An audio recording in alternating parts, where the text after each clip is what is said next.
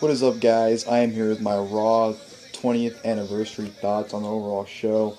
You can hear the show right now in the background, watching the West Coast airing of it. Well, not watching, just had it on because, it's making the video about the show, so might as well have it in the background. But the 20th anniversary of Raw, overall, I personally thought it was a really, really good show. Honestly, was entertaining throughout probably the entire show. It wasn't really a spot where I was like, this thing sucks, but honestly, it was entertained. I know a lot of people on Twitter, probably some people on here, are really, really pissed off with the show. They said it was a major disappointment, blah, blah, blah, blah. I honestly think people who think it was a bad show or just was disappointed with it was because they had their expectations way high up. I mean, I see people on Twitter playing like, "Oh, where's Undertaker? Where's Stone Cold? Where's Shawn Michaels? Where's Triple H?" I just think everyone was getting their expectations up really, really high for all these big things to happen, and when they didn't happen, like, "Oh, well, screw you," because they wanted to happen and didn't happen. But oh well, I'm not gonna let that ruin the show for me. I went into their show with no expectations, and I came out pleased with the show. So I personally thought it was an entertaining show. I'm not gonna go through everything in the show. I'm just gonna go through the things I liked, and yeah, the whole deal. Open the show with Vince and Big Show. Big Show's complaining about the world title he lost on SmackDown. Del Rio comes out and says, "How about we do it here tonight?" By the way, Del Rio's a face. Best move they've done so far with Del Rio, I think. I'm really, really starting to like the guy again, and I'm just really into the guy right now. He's doing fantastic with face right now, I think. Del Rio is like, like I said, let's do the match right now. Big Show says, no, not in your terms, in my terms. So at the Royal Rumble, it's going to be me versus you for the world title. So there goes the match right there. Next, you had Randy Orton versus Wade Barrett, and pretty good match. The thing I really liked about this match was the fact that Wade Barrett defeated Randy Orton clean. Barrett beat Orton 1, 2, 3 clean with the bullhammer elbow, which I thought was fantastic. When you want to make a big star, you got to have him beat the big stars cleanly, and that was a big thing for Barrett. So I was very happy about that. Uh, like I said, I'm not naming all the things that happened. There's a lot of backstage segments. They're showing clips of past moments and everything. So I'm not gonna list all those though. Just the things like I said, like I liked. Booker, Teddy, and Eve backstage. Booker tells Eve that if you get DQ'd, you lose the title. And the reason why I'm mentioning this is because I love the fact that Eve bitch slapped Teddy. Yeah, that's why I mentioned that. Next, Dr. Shelby in Team Hell No in the evaluation. Uh, Fantastic. Dr. Shelby and Team Hell No is the best thing they could do right now in the company. Honestly, all their segments, everything they're doing is awesome. I love it. I hope it doesn't end anytime soon. Really, really into it. Then Dr. Shelby brings in Team Road Scholars to try to antagonize them, and they end up pissing off Dr. Shelby. And Dr. Shelby gets pissed and snaps and tells Brian Kane to attack him, and they do. And just 5-star segment, awesome stuff there. Which would lead to Kane versus Damien Sandow. It is then announced that at the Royal Rumble, it's going to be Team Hell No defending the tag team titles against Team Road Scholars in a rematch for this is like their 5th or 4th time for the titles. The overall match with Kane and Sandow was whatever. Kane gets to win, nothing special there. Next, you have Foley coming out because he is announced as the first inductee into the 2013 Hall of Fame. Before he can really say anything, the Shield comes out. They're going to attack Foley, but then here comes Ryback. Ryback comes against the Shield, he's beating them down. And there comes Orton and Sheamus out for the save to even the odds.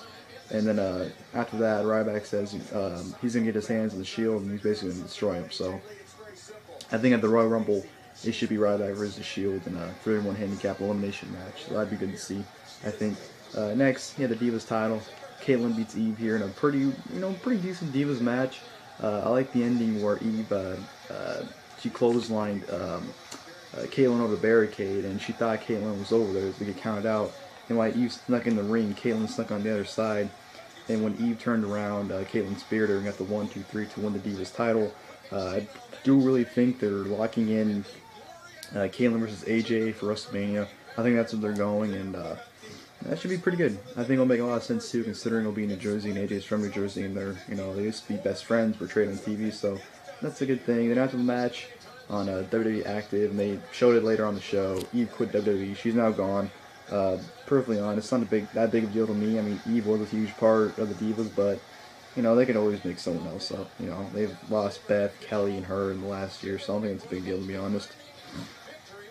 Punk versus Brodus Clay next. Punk basically destroyed Brodus Clay, made him tap out, and made Punk look was good. You know, he made him tap out. Punk had a promo basically telling us the difference between facts and opinions. You know, saying if Punk is best in the world, it's not opinion, it's a fact to him. It's a fact that he's been WWE champion for 421 days. And, you know, just promo basically on The Rock saying I was going to defeat him. They had a backstage segment, Mick Foley and The Rock, Rock and Sock Connection meeting up, which got interrupted by Vicky. I thought that was a cool segment there. Sheamus versus 3MB in an over-the-top rope challenge. Heath Slater ended up winning that, which was very, very surprising. I don't know what they're doing with 3MB, but I'm kind of liking what they're going with them. So that was good there. Cena had a little interview where he mentioned the World Wrestling Federation, which I'm pretty sure everyone popped for, so that's why I mentioned that right there. Flair on Miz TV I thought was entertaining. I know a lot of people were hating it because Miz, Miz is a babyface. It's a hit and miss for me in my opinion because, like on main event and a few promos on SmackDown, he's really really good as a babyface. But like then he has these segments where it's like, what are you doing with your career right now, Miz? But Miz on Miz TV, Flair on Miz TV, like I said, was I thought it was pretty good. I liked it, I enjoyed it.